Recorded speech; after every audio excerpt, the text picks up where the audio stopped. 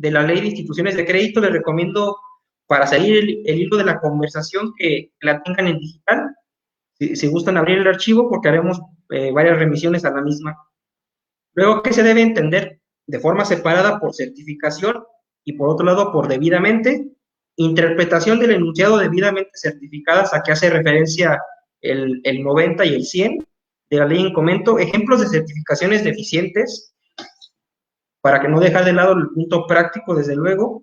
Puntos finos a tener en cuenta, además de los dispuestos en la ley especial: tesis de jurisprudencias meritorias de resaltarse, la importancia de la objeción, porque no basta con aducir en el concepto de impugnación las ilegalidades que constan en la certificación, sino además en los antecedentes, un hecho notorio y finalmente, como siempre, la sesión de preguntas y respuestas.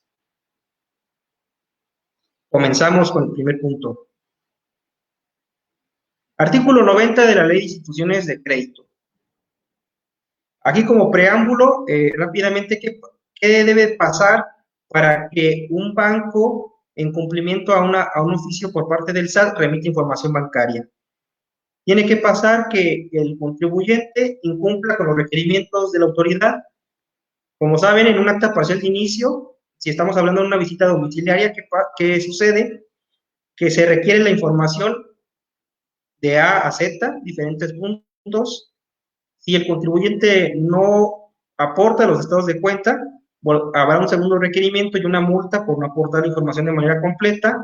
Si incumple con el segundo requerimiento, se suspenderán las facultades de comprobación conforme al 46-A del Código Fiscal, y se procederá por el Servicio de Administración Tributaria de la entidad, de la circunscripción correspondiente, a solicitar, ya sea el banco directamente o la Comisión Nacional Bancaria y de Valores, los remite en su auxilio.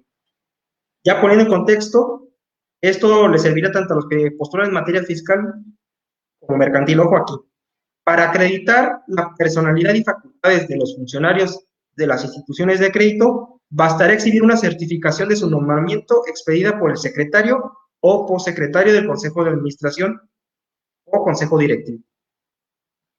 Los poderes que otorguen las instituciones de crédito no requerirán otras inserciones que las relativas al acuerdo del Consejo de Administración o el referido Consejo Directivo, según corresponda, que haya autorizado su otorgamiento a las facultades que en los estatutos sociales o en sus respectivas leyes orgánicas y reglamentos orgánicos. Los nombramientos de los funcionarios bancarios deberán, está con mayúsculas, ya verán por qué es la relevancia de esta locución, deberán inscribirse en el registro público del comercio previa ratificación de firmas ante el fedatario público del documento auténtico en que conste el nombramiento respectivo. De igual manera, los nombramientos del secretario y cosecretario del Consejo deberán otorgarse en instrumento ante el fedatario público e estar inscritos en el registro público de comercio. Aquí, vamos a hacer una referencia tanto en materia fiscal como mercantil. Puntos a tener en cuenta en materia fiscal. Bueno, estos argumentos o puntos a revisar, tomando en cuenta como un checklist, se harán valer en concepto de impugnación, mientras que en materia mercantil, siendo parte demandada, serían valer vía excepción. Y aquí tienen que tener en cuenta todo lo que aparece subrayado, porque son las palabras claves que tienen que hacer valer en su concepto de impugnación. Personalidad y facultades. Para empezar, facultades. ¿Dónde van a estar consignadas las facultades de los funcionarios? Pues en el instrumento público. Si el instrumento público tiene vicios desde el principio, ¿qué vicios puede tener? Que no esté inscrito el poder o el acta constitutiva o acta de asamblea extraordinaria, o que no esté asignada ni por el secretario ni por el secretario. En dado caso, si es así y no está inscrito, pues habrá un vicio desde el principio, y en la delegación de las facultades, pues no sería válido. En cuanto a la personalidad, ¿cuándo tiene o no personalidad? Bueno, si es un funcionario, aquí hace referencia, y ojo, en el tercer punto, a funcionario bancario. Sucede en ocasiones que quien certifica no es funcionario bancario, ¿qué persona? Como un apoderado jurídico. En dado caso, pues había una deficiencia desde el principio en cuanto a la personalidad y también en las facultades. Más adelante, en los ejemplos prácticos, lo veremos más detalladamente.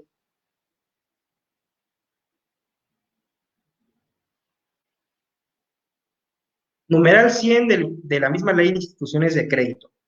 Bueno, aquí también hay palabras claves a resaltar. ¿Cuál? Podrán, a diferencia de, si vieron la primera lámina, hay una diferencia entre deberán y podrán. ¿Cuál? Que deberán es obligatorio, podrán, algunas salas han coincidido, algunas salas regionales del Tribunal Federal de Justicia Administrativa, en que a podrán, el verbo podrán es una facultad, encierra facultades discrecionales. No todas las salas regionales coinciden, y habrá algunas que con base en una tesis que habla, la pueden localizar en el Semanario Judicial de la Federación, poniendo en el localizador verbo podrán, y se darán cuenta que ciertas salas con base en esa tesis que es de jurisprudencia sigue vigente porque no ha sido superada o sustituida, le dan un valor también de obligatoriedad al enunciado. Bueno, sí. En el primer punto de esta lámina, las instituciones de crédito podrán, y habla de algunos elementos que pueden remitirse en el oficio de cumplimiento al servicio de administración tributaria, podrán microfilmar o grabar en discos ópticos o en cualquier otro medio que los autorice la CNB, todos aquellos libros, registros y documentos en general que obren en su poder relacionados con los actos de la propia institución, que mediante disposiciones de carácter general señale la CNB, de acuerdo a las bases técnicas que para la microfilmación o grabación en discos ópticos, su manejo y conservación establezca la misma. Eso podríamos decir que es enunciativo más no limitativo por precisamente la locución de podrán. Segundo punto, los negativos originales de cámara obtenidos por sistema de microfilmación y las imágenes grabadas en sistema de discos ópticos o cualquier otro medio autorizado por la CNB, así como las impresiones obtenidas de estos sistemas debidamente certificadas. Más adelante, como vieron en el temario, desmenuzaremos primero qué se entiende por debidamente y luego qué se entiende por certificadas y la interpretación que ha hecho algunas salas regionales al respecto. Y aquí, si se fijan, aparecen, por esa razón, resaltadas con mayúscula, debidamente certificadas y funcionario autorizado.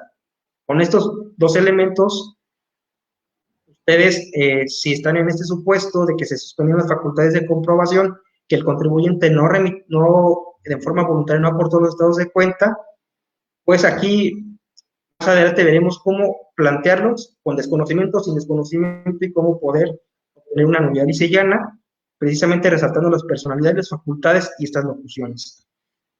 Finalmente, por lo que respecta a esta lámina, transcurrido el plazo en que las instituciones de crédito se encuentran obligadas a conservar la contabilidad, libros y demás documentos, los registros que figuren en la contabilidad de la institución harán fe, salvo prueba en contrario. Esta es una presunción que se puede destruir porque, se fijan, hay en el código de presunciones juris tantum o iure et iure. ¿Cuál es la diferencia? Que hay unas que aceptan prueba en contrario, otras que no, y si bien hay una presunción de validez, eso no quiere decir que sea absoluta.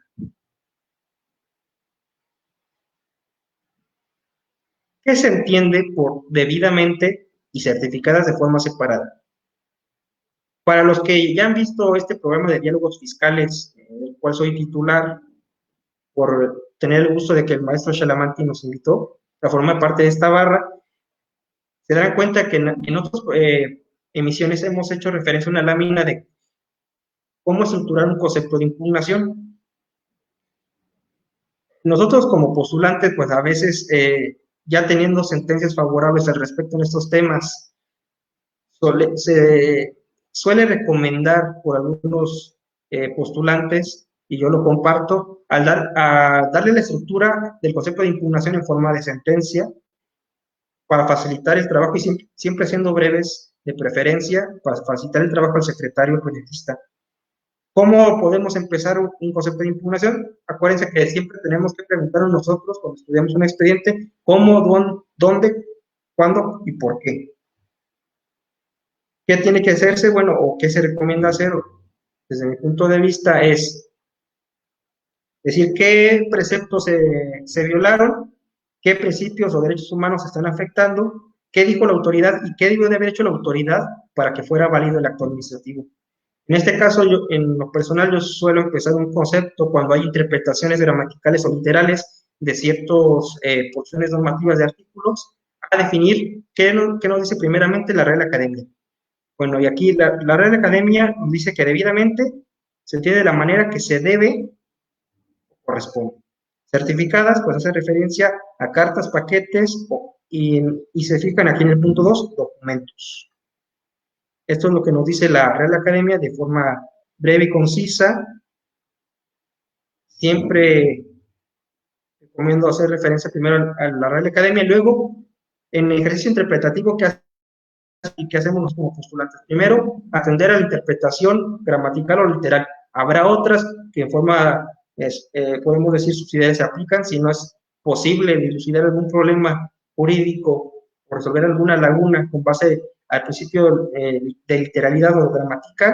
Entonces podemos hacer uso del exegético, del sistemático, del integral. ¿Sí? Bueno, interpretación de debidamente certificadas ya de forma conjunta.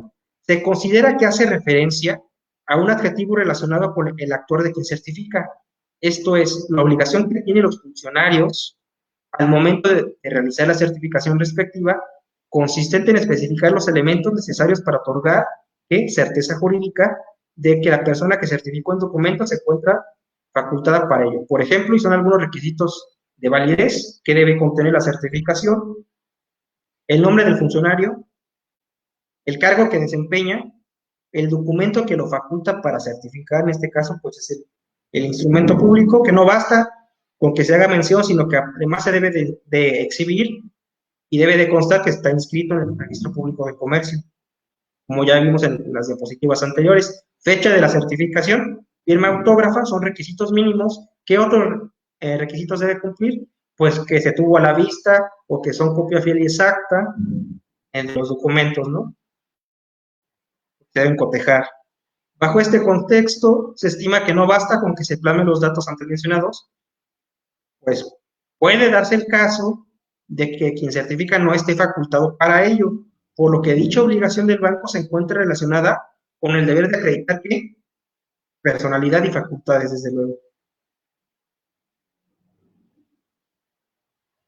Ya esto queda muy claro con los ejemplos que traemos en esta plática. Bueno, en esta tesitura, las instituciones bancarias, para acreditar la personalidad y facultades de sus funcionarios con la certificación del nombramiento respectivo, ¿por quién debe estar expedido? Dijimos que únicamente por secretario o por secretario, ¿sí? ¿De qué? Del Consejo de Administración o del Consejo Directivo. Ineludiblemente debe estar inscrito en el Registro Público de Comercio. En consecuencia, se deben acompañar en el instrumento público. ¿Qué pasa en la práctica? No sé si se les ha presentado el caso en algún asunto que hayan llevado a algún cliente en el tribunal, pero normalmente el banco, en el oficio de cumplimiento que le fue dirigido por parte de la CNB y a su vez por el SAT, rara vez me atrevo a decir que anexan el instrumento público y mucho más, menos la constancia de inscripción. Ya decimos que si el párrafo del 90 de la Ley de Instituciones de Crédito sí dice que debe, de la interpretación literal que vimos en la pasada diapositiva, pues no es opcional, no es discrecional, y al ser una facultad arreglada, pues por ahí hay un vicio que incide y que produce nulidad y se llana por ser un elemento primordial que cuál, personalidad, la personalidad y las facultades. Por tanto, cuando se presentan copias certificadas de estados de cuenta que constituyen registros electrónicos mediante los cuales se almacena información y se acredita disposiciones de efectivo, como hemos hecho énfasis, deben acompañarse con el documento que acredite su personalidad y sus facultades. En efecto, el legislador fue taxativo al señalar que dichas certificaciones únicamente deben, porque suena repetitivo, ser emitidas por funcionarios autorizados. Es decir, no da cabida interpretación acerca de la persona que debe elaborar la referida certificación. Sucede en ocasiones, y ya le hemos dicho, puede ser asignada por el apoderado y por lo tanto por los funcionarios y la certificación es eficiente y legal. Si es emitida por un funcionario del banco, pues habría que investigar, que dilucidar si